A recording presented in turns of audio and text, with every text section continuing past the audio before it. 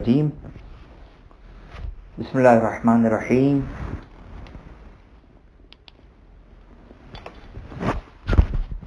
الحمدللہ رب العالمین الصلاة والسلام علی سیدنا و مولانا ابی القاسم محمد وعلی اہل بیتہ الطیبین الطاہرین واللعن الدائم علی اعدائهم الی قیام یوم الدین رب اشرح لی صدری ویسر لی امری واحلل عقدۃ من لسانی یفقہوا قولی۔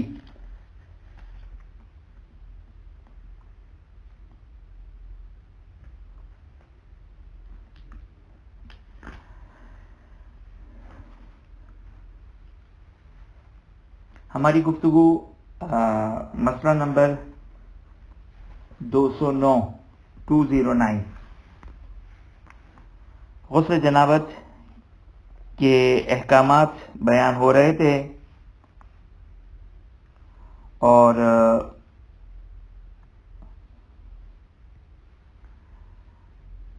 مستحبات غسل جنابت بیان ہوئے،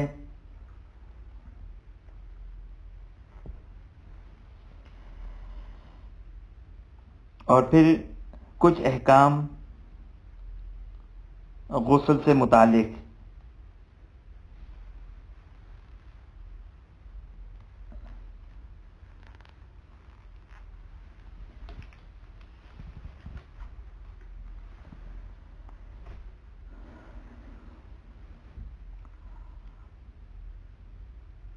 مسئلہ نمبر 209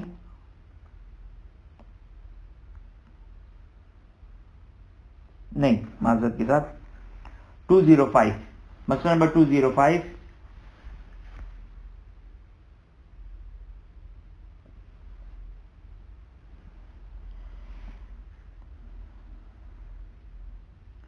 خوب یہ مسئلہ بیان ہوا کہ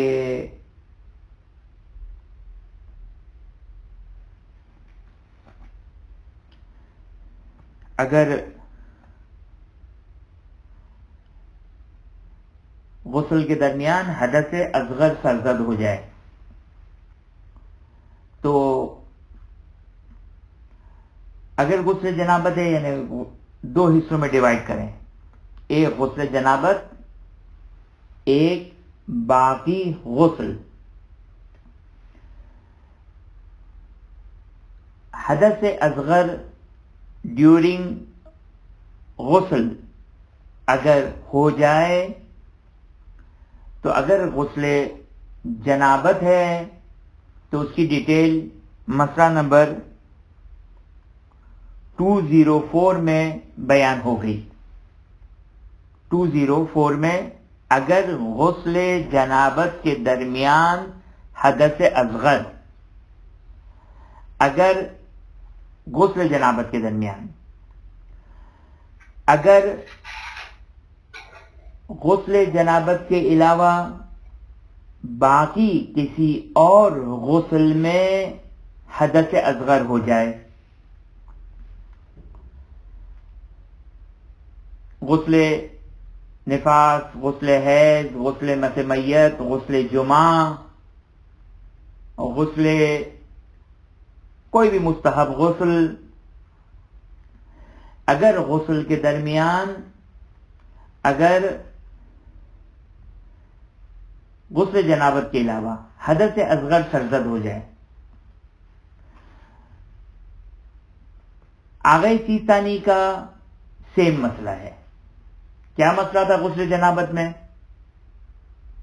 آگے سیستانی کے لحاظ سے غسل جنابت میں اگر حدث اصغر سرزد ہو جائے تو غسل باطل نہیں ہوتا ہے۔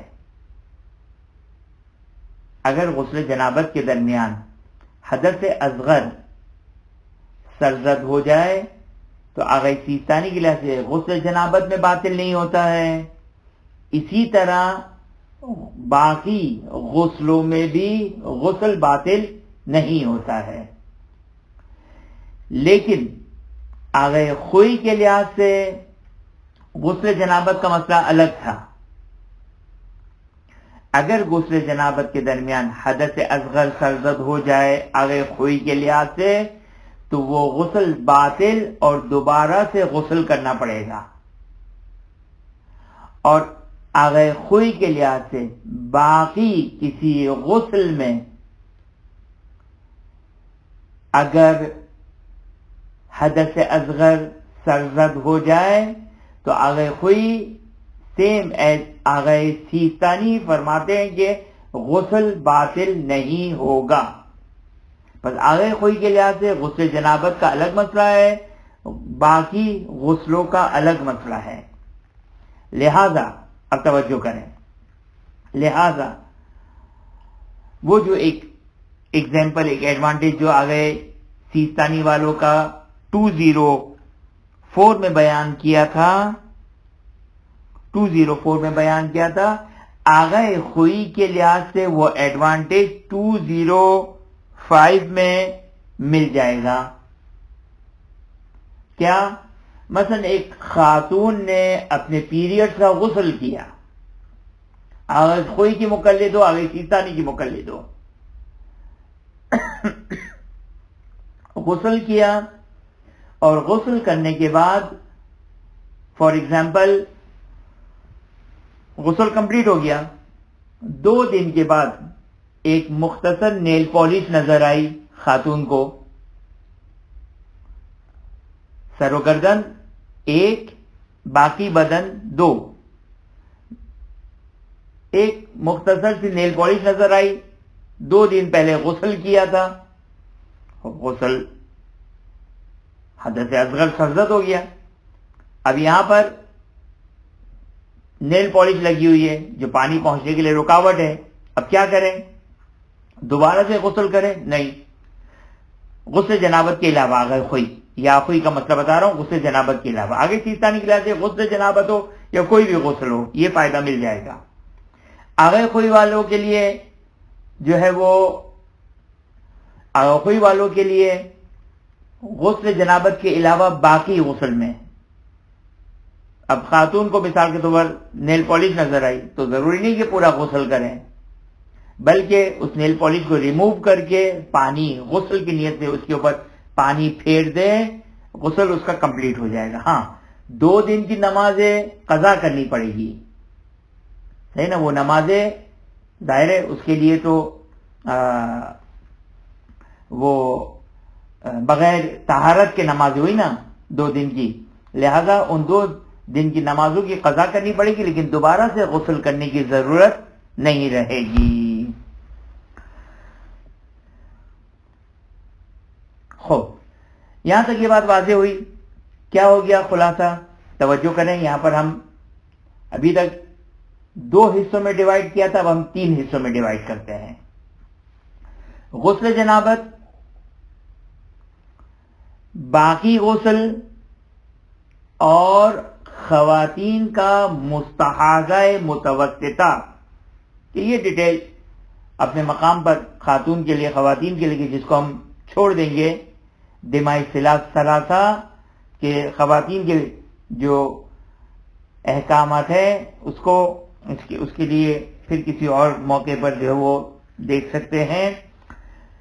خواتین کے سلسلے میں کیونکہ بہرحال یہ بھی ایک امپورٹنٹ مسائل ہے اور پیچیدہ مسائل ہیں، اور بہرحال یہ اپنے مقام پر اس کی تفصیلات. تو ایک غسل ہوتا ہے خاتون کا مستحاضہ متوسطہ کہلاتا ہے. مستحاضہ متوسطہ میں یہ ایک واحد غسل ہے آغاز خوئی اور آغاز سیستانی کے لحاظ سے، کہ جس میں غسل کے بعد وضو کرنا ضروری ہے. غسل کے بعد وضو کرنا ضروری ہے، ورنہ کسی بھی غسل میں وضو کی ضرورت نہیں ہے، کسی بھی غسل میں وضو کی ضرورت نہیں ہے. غسل جنابت ہو، غسل نفاس ہو، غسل حیض ہو، غسل مس میت ہو، جمعے کا غسل ہو، عید کا غسل ہو، شب قدر کا غسل ہو، واجب غسل، مستحب غسل، کہ ای الوضوء انقی من الغسل، کے امام کا فرمان روایت کے مطابق کہ امام فرماتے ہیں کہ کون سا وضو غسل سے زیادہ طہارت عطا کرنے والا ہے، لہذا وضو کی ضرورت نہیں ہے. لیکن غسل مستحاضہ متوسطہ، وہ مستحاضہ متوسطہ کا خاتون کا غسل جس میں غسل کے بعد وضو کرنا ضروری ہے، وضو کے بعد غسل کے بعد وضو کرنا ضروری ہے، اس کو چھوڑ دیں، اس میں تو ہر حال میں غسل کے بعد وضو کرنا ہے. لیکن اس کے علاوہ جو باقی غسل ہے، غسل جنابت کا مسئلہ بیان ہو گیا، اس کے علاوہ جو باقی غسل ہے اس میں وضو کی تو ضرورت نہیں ہے، لیکن اگر حدث اصغر ہو جائے تو آگے سیستانی کے لحاظ سے احتیاط واجب ہے کہ باقی اگر آئندہ نماز یعنی جو نماز پڑھنی اس کے لیے وضو کرے. آگے کوئی کا فتویٰ یہ ہے کہ نماز کے لیے وضو کرنا ہوگا، یہ غسل کو کنٹینیو کریں، غسل کمپلیٹ ہو اور پھر اس کے بعد جو ہے وہ وضو اگر حدث اصغر سرزد ہو گیا تھا لہذا جو وہ نماز اگر پڑھنی ہے تو اس کے لیے اسے وضو کرنا ہوگا. خوب، مسئلہ نمبر 206 اس کو پڑھنے میں حرج نہیں ہے، پڑھ لیتے ہیں. شاید بہت زیادہ اب حدث اصغر والا بھی بہت زیادہ پیش کبھی کبھار آ جاتا ہے انسان کو. بہرحال مسئلہ نمبر 206، اگر غسل کے درمیان حدث اکبر ہو جائے. حدث اکبر کیا کیا تھے؟ حدث اکبر جنابت، حیض، نفاس، استحاضہ، مس میت، یہ سب حدث اکبر ہیں. اگر غسل کے درمیان حدث اکبر ہو جائے، صحیح ہو،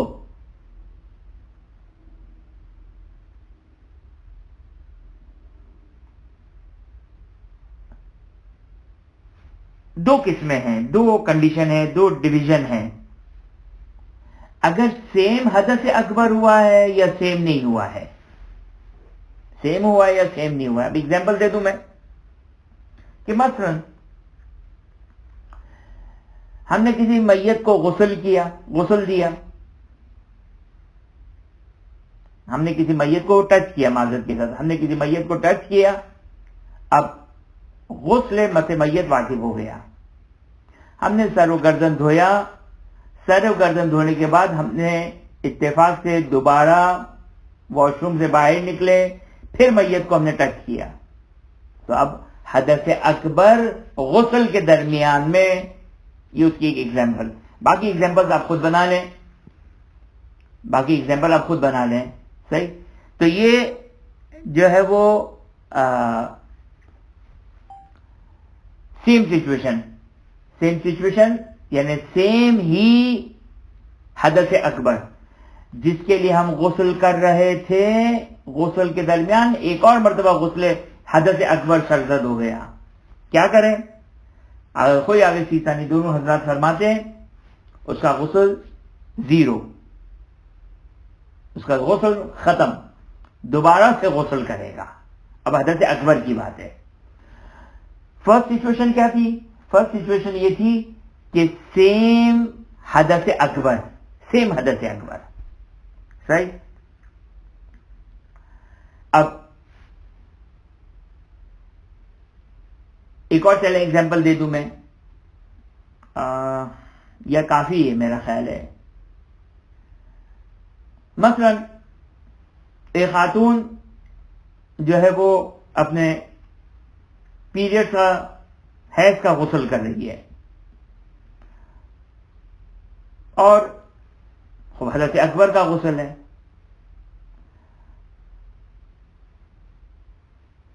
غسل کے درمیان اس نے سر و گردن دھویا، اب جو بھی کنڈیشن تھی غسل کی وہ کیا، اس کے بعد پھر دوبارہ سے تھوڑا سا خون آ گیا، وہ غسل ختم، دوبارہ سے اسٹارٹ کرنا پڑے گا. یہ تو تھا کہ اگر سیم سچویشن ہے یعنی سیم حدث اکبر ہے. اگر سیم نہیں ہے تو کیا کریں؟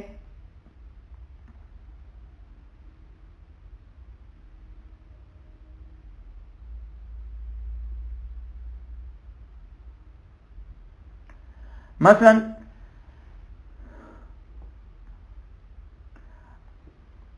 ایک شخص غسل جنابت کر رہا تھا، سر و گردن دھویا، سر و گردن دھونے کے بعد اس نے میت کو جا کے ٹچ کر لیا. تو فرماتے ہیں کہ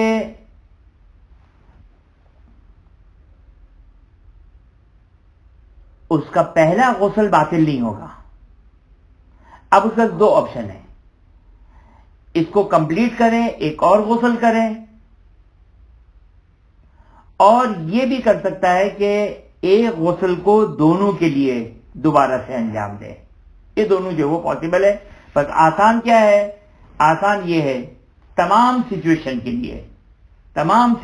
کے لیے اگر ایک جملے میں اگر رزلٹ نکالنا ہو کہ اگر حدث اکبر کے درمیان حدث اکبر سرزد ہو جائے، حدث اکبر سرزد ہو جائے، سمپل رول یہ ہے کہ اس کو یہیں پہ چھوڑیں، ایک غسل کر لیں، اس کی ذمہ داری ختم ہو جائے گی، اور اس کو وضو کرنے کی ضرورت نہیں ہے سوائے مستحاضہ متوسطہ کے.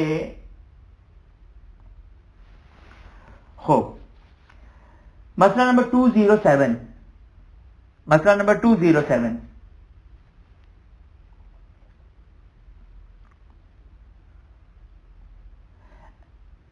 سر و گردن دھونا ہے اور پورا بدن دھونا ہے. صحیح، سر و گردن دھونا ہے اور پورا بدن دھونا ہے. ایک شخص سر و گردن دھونے میں شک کرتا ہے کہ میں نے دھویا یا نہیں دھویا. مثلا یہ جگہ پہ میں نے پانی، یا مثال کے طور پر اب کوئی بھی ایک جگہ لے لیں، مثلا ایک جگہ پانی پہنچایا یا نہیں پہنچایا، میں نے کسی خاص پرٹیکولر جگہ کے بارے میں ایک شک ہو رہا ہے کہ میں نے پانی پہنچایا یا نہیں پہنچایا، دھویا یا نہیں دھویا. اب دو سچویشن ہے، بدن کو دھونا شروع کیا ہے یا نہیں کیا. اگر شروع نہیں کیا تو واجب ہے کہ اس حصے کے جس حصے کے بارے میں شک ہو رہا ہے کہ میں نے دھویا تھا یا نہیں دھویا تھا، اس کو جائیں دھوئیں اور پھر جو وہ بدن کو دھونا شروع کریں. لیکن بدن دھونا شروع کر دیا، بدن دھو رہے ہیں، غسل کی نیت سے بدن دھونا شروع کر دیا. اب شک ہو رہا ہے کہ میں نے آیا صحیح طریقے سے، مثلا سر کے نیچے پانی پہنچایا نہیں پہنچایا، یا میں نے مثال کے طور پر جو وہ فلاں جگہ پہ پانی پہنچایا یا نہیں پہنچایا، بدن دھونا شروع کر دیا. تو اپنے شک کی پرواہ نہ کریں، کنٹینیو کریں، اس کا غسل صحیح رہے گا. یہ تو تھا مسئلہ سر و گردن کا. اگر رائٹ اور لیفٹ،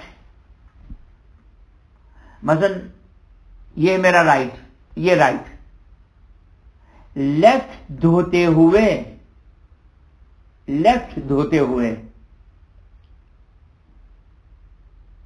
اگر رائٹ کے دھونے کے بارے میں شک ہو جائے کہ مثلا میں نے مثلا یہ بازو کا یہ والا حصہ دھویا یا نہیں دھویا، مثلا یہ والا حصہ دھویا یا نہیں دھویا، لیفٹ دھوتے ہوئے، تو چونکہ رائٹ اور لیفٹ یہ جو ہے وہ الگ الگ ضروری نہیں ہے، یہ ایک ہی جز ہے. اگر کوئی آگے چیزانی کے لحاظ سے ایک ہی پارٹ ہے، دو پارٹ نہیں ہے یہ، لہذا آگے کوئی آگے چیزانی دونوں کے لحاظ سے ضروری کہ اس حصے کو دھوئے. اب مثال دوں میں آپ کو کہ مثال کے طور پر ہم نے جو ہے وہ سیدھا حصہ پورا دھو لیا، الٹا حصہ آدھا دھو لیا، آدھا الٹا حصہ دھو لیا. اب ہمیں شک ہوا کہ یہ والا حصہ دھویا یا نہیں دھویا، شولڈر والا. ہم نے واجب ہے کہ یہ شولڈر والا حصہ دھوئیں. اب آپ سوال کریں کہ کیا الٹا والا پورا پھر سے دھوئیں، تو جواب کیا ہوگا؟ اگر آپ کو احتیاط کرنی ہے تو دھونا ہوگا، لیکن اگر آپ کو احتیاط نہیں کرنی ہے، کیونکہ احوط الاولیٰ کا نا، اگر کوئی آگے چیز تانی نے کہ بدن کے 2 پارٹس کرنا احوط الاولیٰ ہے. احوط الاولیٰ کا مطلب ہے ریکمینڈیڈ، بہتر، اچھی بات ہے. تو اگر آپ احوط الاولا کو فالو کرنا چاہتے ہیں تو پھر اس حصے کو رائٹ کے اس حصے کو دھونے کے بعد پھر لیفٹ کو پورا سے دھوئیں. لیکن اگر آپ کو نہیں احوط الاولا احتیاط پہ عمل نہیں کرنا ہے تو الٹا جتنا دھل چکا تھا باقی حصے کو دھو لے اتنا کافی ہو جائے گا.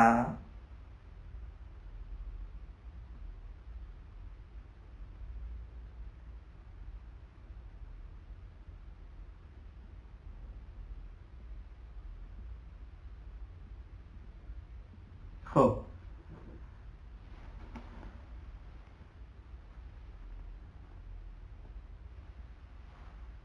اچھا، خوب یہاں پر توجہ کریں. آغا خوئی کی منہاج میں مسئلہ یہاں تک کمپلیٹ. آغا خوئی کی منہاج میں مسئلہ یہاں تک کمپلیٹ ہو گیا.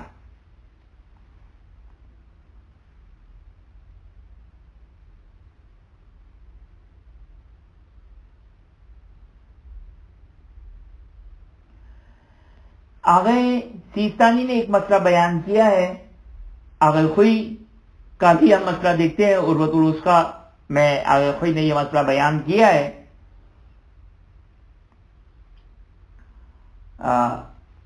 پہلے ہم آغا سیستانی کو جو منہاج میں بیان کیا، آغا خوئی نے یہاں تک کمپلیٹ کر دیا مسئلہ. مسئلہ کیا ہے؟ مسئلہ یہ ہے کہ ہم غسل خانے سے باہر نکل آئے. غسل خانے سے باہر نکل آئے. اب ہم کو شک ہے جسم کے، اچھا غسل کا موالات تو ختم ہی نہیں ہوتا ہے. لوہے کا ہے اس کا موالات، اس کا موالات ٹوٹتا ہی نہیں ہے. وضو میں موالات ٹوٹ جاتا ہے، نماز میں موالات ٹوٹ جاتا ہے، حج میں موالات ٹوٹ جاتا ہے. غسل اتنا مضبوط لوہے کا بنا ہوا ہے کہ اس کا تو موالات ٹوٹتا ہی نہیں ہے. اس کا تو موالات ٹوٹتا ہی نہیں ہے. توجہ کیا آپ نے؟ 1 گھنٹہ 2 گھنٹہ 10 گھنٹہ نکل گیا، غسل کے موالات ٹوٹتے ہی نہیں ہے. حتیٰ حدث اصغر سے نہیں ٹوٹتا ہے. آغا خوئی کے غسل جنابت کے علاوہ میں حدث اصغر سے بھی نہیں ٹوٹتا ہے موالات. اتنا اسٹرانگ اور اتنا محکم مضبوط ہے موالات. خوب، اب اگر ہمیں غسل کے بعد شک ہو جائے، مثلا ہم نے الٹا ہاتھ دھویا یا نہیں دھویا، سیدھا ہاتھ دھویا یا نہیں دھویا، تو کیا کریں؟ اب اس کا موالات تو ٹوٹتے نہیں ہے. خوب، اس میں آگے سیستانی فرماتے ہیں کہ جو معتاد الموالات ہے، ایک کنڈیشن لگائی ہے. معتاد الموالات یعنی کیا مطلب؟ یعنی جو شخص غسل کو ایک نارمل طریقے سے انجام دیتا ہے، جیسے 99% لوگ. کیا مطلب 99% لوگ نارمل طریقے سے انجام دیتے ہیں؟ یعنی موالات کے ساتھ سر و گردن دھویا، بدن دھویا، واش روم سے نکل آئے. ممکن ہے ایک شخص کی عادت ہو کہ صبح سر و گردن دھوتا ہو، پھر 1 گھنٹے بعد سیدھا ہاتھ دھوئے، سیدھی طرف دھوئے، آدھے گھنٹے کے بعد الٹی طرف دھوئے. مجاز ہے، جائز ہے اس کے لیے. ضروری تو نہیں کہ ایک ساتھ دھوئے. وضو تو نہیں ہے. سر و گردن دھویا صبح 8 بجے، 9 بجے سیدھی طرف دھوئی. اس کی عادت اسی طرح غسل کرنے کی ہے. تو اس کو کہتے ہیں یہ معتاد الموالات نہیں ہے. معتاد الموالات میں اور آپ ہیں. معتاد الموالات اکثر لوگ ہیں. کون ہے معتاد الموالات؟ جو عام طور پر موالات کا خیال رکھتا ہے، پے در پہ غسل کو انجام دیتا ہے، وداؤٹ ڈسٹینس، وداؤٹ گیپ. تو آگے اب مسئلہ، اگر بدن، سر و گردن نہیں، سر و گردن کا تو مسئلہ بیان ہو گیا. اگر بدن کے کسی غسل خانے سے ہم نکل آئے اور جسم کے کسی حصے کے بارے میں شک ہو جائے کہ وہاں پہ ہے، ہم نے اس کو دھویا یا نہیں دھویا. اب چونکہ یہاں پہ پرابلم یہ تھی کہ اس کا موالات ختم نہیں ہوتا ہے، لہذا اب آیا جا کے اس کو دھونا ہے تو فرماتے آگے عروۃ الوثقی میں، آگے سیستانی منہاج میں، کہ جو معتاد الموالات ہے، یعنی جو موالات کا عادی ہے، اس کو خیال رکھنے والا، جیسے 99% لوگ، تو وہ اپنے شک کی پرواہ نہ کرے، وہ اپنے شک کی پرواہ نہ کرے. صحیح، یہاں تک بات ختم ہو گئی. ختم. آگے سیستانی نے ایک پوائنٹ لکھا ہے جو آخوئی کی کتابوں میں، آخوئی کے استفسار میں، آخوئی کی علمی گفتگو میں یہ پوائنٹ نہیں ملتا ہے، اور یہ ایک نقطہ قابل توجہ نقطہ ہے آگے سیستانی کا. آگے سیستانی فرماتے ہیں، کہتے ہیں کہ یہ، اچھا میں آپ سے سوال کرتا ہوں، چند سیکنڈ کا فاصلہ،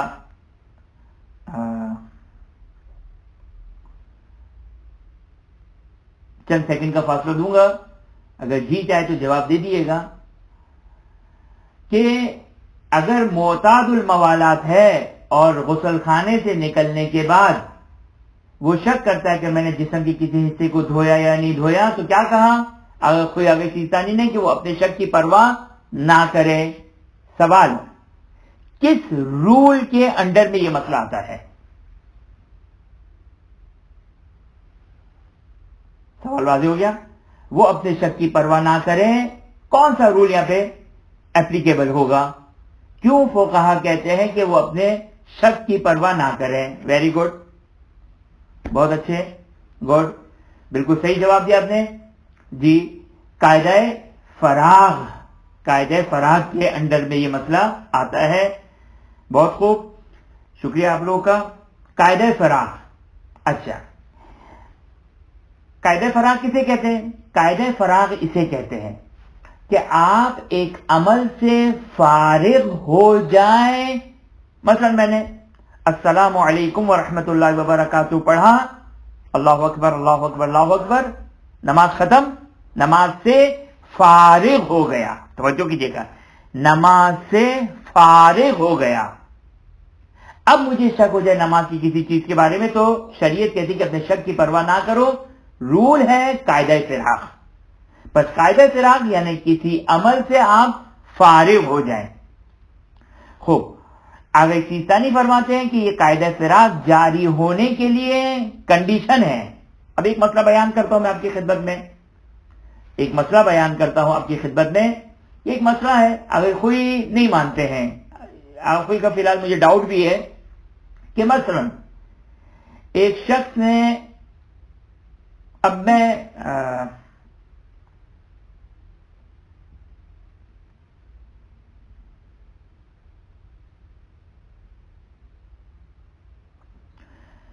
ایک شخص نے، توجہ کیجیے گا، ایک شخص سجدے میں سو گیا، سجدے میں سو گیا. سجدے میں سو جانے کے بعد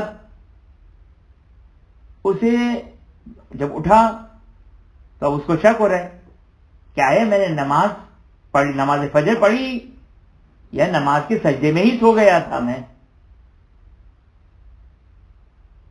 تو آگے سیستانی کہتے ہیں کہ ایک کنڈیشن کے ساتھ اس کی نماز صحیح ہے. کیا؟ کہ اگر اس کو یہ ہے، اور وہ کنڈیشن یہاں بھی بیان کرتے ہیں، کیونکہ قاعدہ فراغ نماز شروع کی تھی، نماز شروع کی تھی، میں نے نماز شروع کی اور ایک سجدے میں سو گیا. اب مجھے کیا شک ہے، آیا میں نماز کے سجدے میں سو گیا یا سجدہ شکر میں سویا؟ ہاں، یہ تھوڑا سا اس کا اینڈ جو ہے وہ اس طریقے سے، کہ آیا میں سجدے میں سو گیا یا سجدہ شکر میں سویا، نماز کے آخری سجدے میں سو گیا یا سجدہ شکر میں سویا. اگر سجدہ شکر میں سویا تو نماز فجر صحیح، اور اگر نماز کے سجدے میں سو گیا تو نماز باطل. اب میں اٹھا اور میں نے دیکھا کہ میں تو سو رہا تھا، اب یاد نہیں کہ میں کون سا سجدے میں تھا. آگے سیستانی فرماتے ہیں کہ اس کی نماز صحیح ہے، ایک شرط کے ساتھ. کیا؟ کہ اگر اس کو اتنا یاد ہے کہ میں نے اتنے افعال کو انجام دیا کہ جس کو نماز کہا جا سکے، نماز کہا جا سکے، یہ یقین ہے کہ میں نے نماز کچھ تو پڑھی ہے، بلکہ کچھ نہیں، اگر شیطان کہتے ہیں کہ ایک بڑی مقدار میں یہ یقین ہے کہ نماز پڑھی ہے، مثلا 4 رکعت میں سے یہ یقین ہے کہ 3 رکعت تو حتماً پڑھی ہے، 3 رکعت تو حتماً پڑھی ہے۔ کیوں یہ شرط لگا جائے گا شیطانی؟ کہتے ہیں شرط اس لیے لگا دے تاکہ قاعدہ فراغ جاری ہونے کے لیے محل بن جائے۔ قاعدہ فراغ وہاں جاری ہوتا ہے جہاں پر آپ عمل کے بعد شک کریں، اتنا عمل انجام دیا ہو کہ جس کو یہ کہا جائے کہ یہ انجام دیا ہے، ظہر نماز پڑھی ہے۔ لہذا اگر شیطانی فرماتے ہیں، اب آئیے ہمارے مسئلے میں، ہمارا مسئلہ کیا تھا کہ ایک شخص معتاد الموالات یعنی جو عام طور پر موالات کا خیال رکھتا ہے، غسل کے بعد شک کرتا ہے کہ میں نے مثال کے طور پر ایک حصہ دھونا چھوڑ دیا ہے، تو وہ اگر غسل خانے سے باہر نکل چکا ہے تو قاعدہ فراغ جاری ہوگا، اس کا غسل صحیح ہے، لیکن ایک شرط کے ساتھ۔ وہ کیا ہے؟ وہی کہ غسل کے میجر پارٹس کو وہ دھو چکا ہو، یہ اس کو کنفرم ہو کہ میں نے غسل کے میجر پارٹس کو دھویا ہے۔ ایسا نہ ہو کہ اس کو پورا یہ شک ہو رہا ہو کہ میں کہیں خالی سر و گردن دھو کر تو نہیں نکل آیا۔ توجہ کیا آپ نے؟ خالی سر و گردن دھو کر تو نہیں نکل آیا میں، تو یہاں پہ میجر پارٹ کے دھونے کا ثابت نہیں ہے، میجر پارٹ دھونا ثابت نہیں ہے۔ لہذا اگر شیطان کہتے ہیں یہاں پہ قاعدہ فراغ جاری نہیں ہوگا، قاعدہ فراغ جاری ہونے کے لیے عمل سے فارغ ہونا کہلائے، عمل سے فارغ ہونا اس وقت کہلائے گا جب آپ میجر پارٹ دھو چکے ہوں، تو عرفاً کہا جائے گا کہ آپ عمل سے فارغ ہو گئے۔ اب آپ کو شک ہے کہ کوئی حصہ دھویا یا نہیں دھویا، تو قاعدہ فراغ جاری کر لیں۔ توجہ فرمایا آپ نے؟ یہ آگے شیطانی کی یہ امپورٹنٹ کنڈیشن ہے، جو آپ نے دیکھا کہ 2 مسئلے تو ابھی میں نے آپ کی خدمت بیان کر دیے، جہاں پر آگے شیطانی قاعدہ فراغ جاری کرنے کے لیے یہ کنڈیشن لگاتے ہیں۔ کیا کنڈیشن؟ کہ اس کو یہ یقین ہونا چاہیے کہ میجر پارٹ آف عمل کا میجر پارٹ جو وہ انجام دیا گیا ہو، تاکہ قاعدہ فراغ جاری ہو سکے۔ یہ آغوی کے بیان میں نے کہیں نہیں پڑھا ہے، لیکن آگے شیطانی اس مسئلے کو لے کر آتے ہیں۔ آغوی فی الحال یہاں پر تو انہوں نے بات نہیں کہی ہے، سجدے والے میں مجھے یاد نہیں کہ اگر کوئی سجدے والی مثال میں، مجھے ہلکا ہلکا یہ یاد آ رہا ہے کہ اگر کوئی سجدے والی مثال میں شاید نماز کو باطل مانتے ہیں، شاید اس کی وجہ یہ ہے کہ عمل سے فارغ ہونا ثابت نہیں ہے۔ اگر کوئی وہاں پہ عبادت کو باطل مانتے ہیں کیونکہ عمل سے فارغ ہونا وہاں پر ثابت نہیں ہے، اللہ یہ حال وہ بحث اپنے مقام پر، لیکن یہ بات انشاءاللہ مسئلہ نمبر 207 کمپلیٹ واضح ہو گیا ہوگا۔ مسئلہ نمبر 208 کیا ہے؟ 208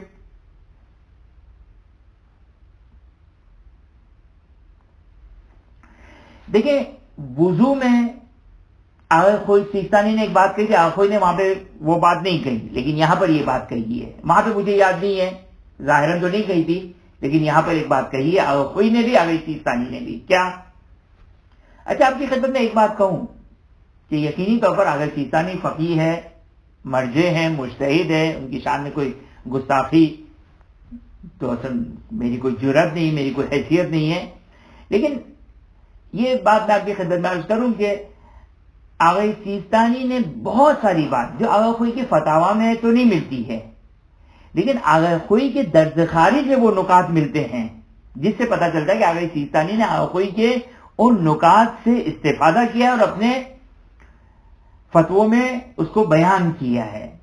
یعنی بعض اوقات ہم فقہی کتابیں پڑھتے ہیں، مثلا حتی منہاج پڑھتے ہیں، حتی عروۃ الوثقی میں، کہ بعض اوقات آغا سیستانی ایک ایڈیشن پوائنٹ کہتے ہیں، جبکہ آغا خوئی جو ہے وہ اپنے درس خارج میں ان نکات کی طرف بعض اوقات اشارہ کیا ہوتا ہے۔ اللہ یہ حال مسئلہ دیکھیں کیا ہے۔ مسئلہ یہ ہے، دیکھیں وضو میں اور غسل میں 2 چیزیں ہیں، 2 چیزیں ہیں۔ کیا مطلب 2 چیزیں؟ ایک دفعہ ایک چیز کو دھویا یا نہیں دھویا، ایک دفعہ صحیح دھویا یا صحیح نہیں دھویا. اب دونوں کی ایگزامپل میں دے دیتا ہوں. اور وضو میں مجھے یاد ہے آگے سیستانی کا میں نے بیان کیا تھا, آخوئی کا بیان نہیں تھا اس میں, اور آخوئی نے بیان بھی نہیں کیا ہے ظاہراً وہاں پہ, کم از کم منہاج میں تو نہیں تھا. عروا کا مجھے فی الحال ڈاؤٹ ہے, لیکن بہرحال اب اس وضو کو فیرن چھوڑ دیں, جو دیکھنا چاہے وہ وہاں پر ریوائز کر لیں. غسل کو لیتے ہیں. مثال کے تو آپ نے سر و گردن دھویا, پورا سر و گردن دھو لیا کمپلیٹ. سر و گردن دھونے کے بعد آپ کو ایک شک ہوا. کیا شک ہوا؟ کہ اندھیرا تھا, کہیں ایسا تو نہیں کہ پانی مضاف تھا. ٹھیک ہے, ایک شک, یہ ایک قسم کا شک.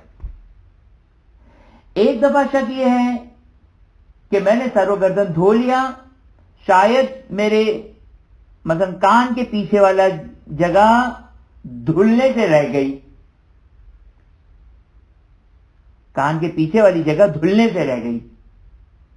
دو ایگزامپل دی میں نے, ان دو ایگزامپل کا ڈفرنس دیکھیں کیا ہے, ان دو ایگزامپل کا فرق کیا ہے وہ دیکھیں آپ. ایک دفعہ میں نے سر و گردن دھویا, دھونے کے بعد مجھے یہ شک ہو رہا ہے کہ مثلا پانی کہیں مضاف تو نہیں تھا, دھو لیا میں نے. دھونے سے پہلے اگر شک ہوتا تو میرے لیے تحقیق واجب تھی. میں نے سر و گردن دھو لیا. اب آخوئی کے لحاظ سے ایک پرابلم دوسری کریٹ ہوگی, اس کو فیلن چھوڑ دیں. آخوئی قاعدہ فراغ, قاعدہ تجاوز جاری کرنے کے لیے ایک کنڈیشن لگاتے ہیں. قاعدہ فراغ, قاعدہ تجاوز کو جاری کرنے کے لیے کنڈیشن لگاتے ہیں. دے گا کوئی امتحان, وہ کیا کنڈیشن لگاتے ہیں اگر کوئی قاعدہ فراغ اور قاعدہ تجاوز جاری کرنے کے لیے؟ قاعدہ فراغ اور قاعدہ تجاوز جاری کرنے کے لیے اگر کوئی ایک کنڈیشن لگاتے ہیں. روایت میں ایک جملہ آیا ہے کہ وہ اسکر فی ھذا الحال مثلا.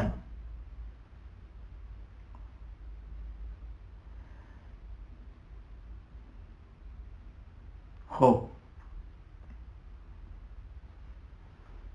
کیا کنڈیشن لگاتے ہیں آگا کوئی ہمیشہ؟ ویری گڈ, بہت خوب, آسان. ہمیشہ اگر کوئی ایک کنڈیشن لگاتے ہیں کیا, کہ احتمال ہے کہ اس ٹائم پہ متوجہ ہوگا, احتمال ہے کہ اس ٹائم پہ متوجہ ہوگا. ویری گڈ, توجہ کیا آپ نے. اچھا, اب اس کنڈیشن کو فیرن چھوڑتے ہوئے جہاں پر بھی آپ کو اگر کوئی کی قاعدہ فراغ اور تجاوز جاری کرنا ہو تو آپ کو یہ کنڈیشن لگانی پڑے گی کہ احتمال یہ ہے کہ آپ اس وقت متوجہ تھے. لہذا میں نے یہاں پر ایک ڈاؤٹ پیدا کیا کہ اگر میں نے اندھیرے میں غسل کیا ہے, اندھیرے میں غسل کیا, سر و گردن دھویا اور شاید مضاف ہو, تو اصل مجھے یقین ہے کہ میں متوجہ نہیں تھا, متوجہ نہیں تھا میں اس وقت. اللہ یہ حال, اب یہ متوجہ ہو یا نہ ہو یہ اپنے مقام پر. اب توجہ کریں, مثلا ایک شخص سر و گردن دھویا, چلے جاگتے ہوئے بھی انسان غافل ہو سکتا ہے, ضروری کہ اندھیرے میں ہی ہو غافل یا اندھیرے میں ہی انسان کے لیے سچویشن ہو. اللہ یہ حال. دو ایگزامپل دی میں نے. ایک ایگزامپل, سر و گردن دھو لیا, سر و گردن دھونے کے بعد ابھی ہم نے بدن دھونا شروع نہیں کیا, بدن دھونا شروع نہیں کیا. اب سر و گردن دھونے کے بعد ہم کو ڈاؤٹ ہوا کہ آیا پانی مضاف تھا یا مطلق.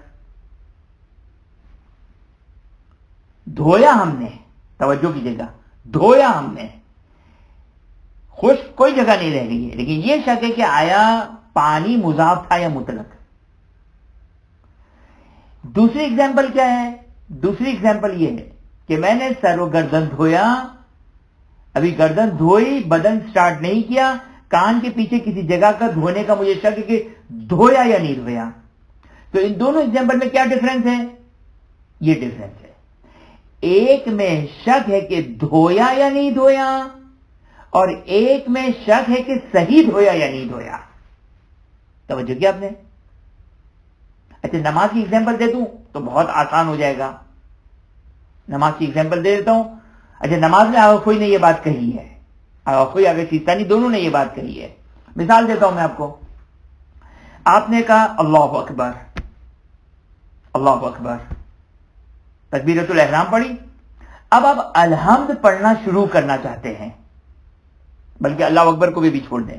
آپ نے بسم اللہ الرحمن الرحیم الحمدللہ پڑھنا شروع کرنا چاہتے ہیں، ابھی تک بسم اللہ نہیں پڑھی. آپ کو اللہ تکبیرۃ الاحرام کے بارے میں دو قسم کے شک ہو سکتے ہیں. ایک شک، آیا آپ نے تکبیرۃ الاحرام پڑھی یا نہیں پڑھی، ایک شک. دوسرا شک کہ آیا تکبیرۃ الاحرام صحیح پڑھی یا نہیں پڑھی. تو وہاں پر آگے کوئی بھی کہتے ہیں، آگے سیستانی بھی کہتے ہیں. اگر پڑھنے کا شک ہے کہ پڑھی یا نہیں پڑھی اور ابھی تک آپ نے بسم اللہ اسٹارٹ نہیں کی، آپ کو اللہ اکبر پڑھنا پڑے گی. لیکن اگر آپ کو یہ شک ہے کہ صحیح پڑھی یا نہیں پڑھی تکبیرۃ الاحرام صحیح پڑھی یا نہیں پڑھی، صحیح مخارج ادا کیے یا نہیں کیے، اس کے بارے میں اگر آپ کو شک ہو جائے بسم اللہ کہنے سے پہلے اور ابھی آپ نے اللہ اکبر ختم کیا، شک ہو رہا کہ صحیح طریقے سے ادا کیا یا نہیں کیا، آگے سیسا نہیں کہتے کہ اپنے شک کی پرواہ نہ کریں، اپنے شک کی پرواہ نہ کریں.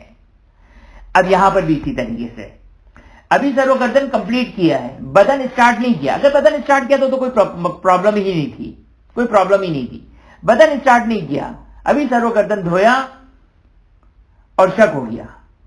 اگر شک ہوا کہ آیا صحیح طریقے سے دھویا یا نہیں دھویا، جس کی ایگزامپل میں نے کیا دی کہ پانی مطلق تھا یا مضاف، اس کا مطلب صحیح دھویا ہے میں نے، لیکن شرائط کنڈیشن صحیح تھی یا نہیں تھی یہ نہیں معلوم، تو یہ ہو جائے گا صحیح دھویا یا نہیں دھویا. تو اس میں اپنے شک کی پرواہ نہیں کرنی ہے. اور اگر یہ شک ہو جائے کہ آیا فلاں جگہ میں نے دھوئی یا نہیں دھوئی، کان کے پیچھے والی مثلاً، اور سر و گردن بدن دھونا شروع نہیں کیا ہے، تو وہاں پر آگے سیستانی دونوں یہ فرماتے ہیں، آگے سیستانی دونوں فرماتے ہیں کہ اپنی شک کی پرواہ کرے گا. آئیے مسئلہ نمبر 208 میں یہی مسئلہ بیان کرتے ہیں. اذا غسل احد الاعضاء ثم شک فی صحتی و فسادی، اگر کوئی شخص کسی حصے کو دھوتا ہے اور یہ شک ہو جائے گا کہ آیا میں نے صحیح طریقے سے دھویا یا نہیں دھویا، یعنی اس کی جو شرائط تھی وہ شرائط فلفل تھی یا نہیں تھی، تو اپنے شک کی پرواہ نہ کرے. آگے سیستانی چاہے بعد والے حصے میں داخل ہوئے ہوں چاہے بعد والے حصے میں داخل نہ ہوئے ہوں، صحیح نا، چاہے بعد والے حصے میں داخل نہ ہوئے ہوں لیکن اس حصے کے دھونے سے فارغ ہو چکے ہوں. خب یہ ہے. اس کے بعد مسئلہ نمبر 209 تفصیلی مسئلہ ہے. اچھا کل بھی ہمارا نکل جائے گا ٹائم، کل ہی ہمارا ٹائم نکل جائے گا، کیونکہ اس کے بعد پھر غسل حیض، غسل نفاس اور غسل استحاضہ کی گفتگو ہے. ظاہر ہے یہ تین تو ہم فی الحال اس پہ تو نہیں کر سکیں گے. اس کے بعد میت کے احکام ہے، میت کے احکام. تو میت کے احکام انشاءاللہ جو ہے وہ میت کے احکام میرا خیال ہے اس ہفتے تو شروع نہیں ہوگا، کیونکہ اس ہفتے یعنی ابھی کل 209 سے لے کر 2011 تک کافی ڈیٹیلڈ مسئلے ہیں. مجھے لگتا ہے کہ اسی میں ٹائم گزر جائے گا. 209 2010 اور 2011 کافی تفصیلی ہے یہ مسائل اتفاق سے تینوں کے تینوں. تو کل جو ہے وہ اس کو ہم نہیں کر سکیں گے، یعنی کل تو اس کو کمپلیٹ کر لیں گے. اس کے بعد انشاءاللہ نیکسٹ ویک یعنی نیکسٹ انشاءاللہ کلاس میں جو ہے وہ ہم میت کے احکام کو، میت کے احکام جو بھی اس کی ڈیٹیل انشاءاللہ وہاں پر اس کی تفصیلات کو بیان کریں گے. وآخر دعوانا ان الحمدللہ رب العالمین. اگر کسی کا کوئی سوال ہے تو وہ کر سکتے ہیں، اگر نہیں ہے تو پھر ہم دعا کریں.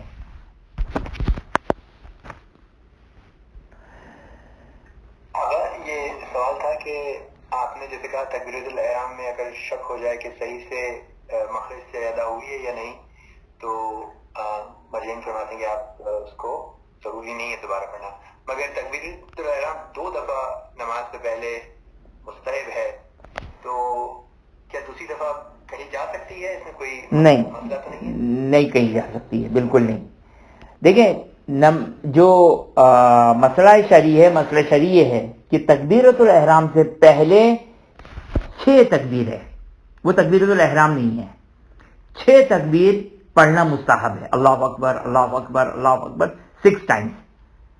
اب چاہے تکبیرۃ الاحرام کے بعد یہ 6 پڑھیں یا 6 پڑھیں اور پھر تکبیرۃ الاحرام، لیکن اگر آپ نے ایک دفعہ اللہ اکبر پڑھ دیا تو اب یہاں پر آپ جو ہے وہ دوبارہ اگر آپ نے اللہ اکبر کہا تو آپ کی نماز پرابلم ہو جائے گی، آپ کی نماز جو وہ اشکال ہو جائے گی، کیونکہ تکبیرۃ الاحرام واجب رکنی ہے، اور جب واجب رکنی ہے تو 2 دفعہ تکبیر کرنے سے وہ نماز باطل ہو گئی. پہلی تکبیر صحیح ہو گئی، دوسری تکبیر جب آپ نے کہی تکبیرۃ الاحرام کی نیت سے، لہذا نماز باطل ہو جائے گی. یا تو پھر 3 دفعہ تکبیر کہیں، یا اپنے قبلے سے جو کو چہرے کو موڑیں اور پھر جو کو تکبیر کہیں. ورنہ اگر آپ نے پیدر پہ اللہ اکبر کہا، اللہ اکبر پھر اللہ اکبر کہا اور پہلی تکبیرۃ الاحرام ہو گئی، دوسری بھی تکبیرۃ الاحرام کی نیت کی، تو اس صورت میں جو کہ آپ کی نماز باطل ہو جائے گی. اگر یقین ہو کہ تکبیر جو پہلی کہی ہے وہ صحیح نہیں ہے، وہ تو پھر کوئی مسئلہ ہی نہیں ہے، اس میں تو کوئی مسئلہ ہی نہیں ہے. اگر پہلی تکبیر کا یقین ہے کہ جو کہ وہ صحیح نہیں ہوئی ہے تو آپ کی نماز ہی سٹارٹ نہیں ہوئی ہے، تو کوئی پرابلم نہیں. آپ دوسری تکبیر بغیر نماز توڑے ہوئے آپ دوسری تکبیر کہہ دیں تو وہ در حقیقت پہلی ہی تکبیر ہے. اس پہ میں ایک اور پوچھوں گا کہ اگر بعض دفعہ ایسا ہوتا ہے کہ بے خیالی میں آپ تکبیر وہ کہہ دیتے ہیں مگر پھر آپ کہا کہ میں ایک دفعہ اور کہہ دوں احتیاطاً کہ دھیان اس کا نہیں تھا یا کیا؟ نہیں، وہ پہلی تکبیر ہی صحیح تھی، بالکل صحیح تھی. وہ پہلی تکبیر صحیح تھی. جی جی بالکل بالکل. بے خیالی میں جی جی جی جی وہ کافی ہے.